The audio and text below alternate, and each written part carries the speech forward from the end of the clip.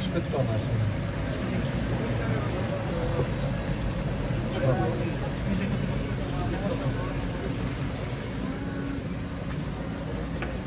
Balıkların sağlam bıraktım.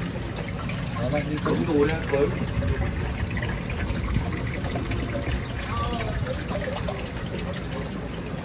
nasıl lan lan şişim süre. Hakem de sürgün siz mi? Böyle kıkayacak mısın? Olsun öyle tamam.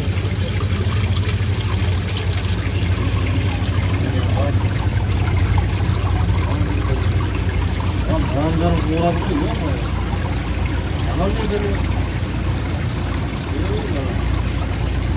Tutma da ayım, sevir bana bu.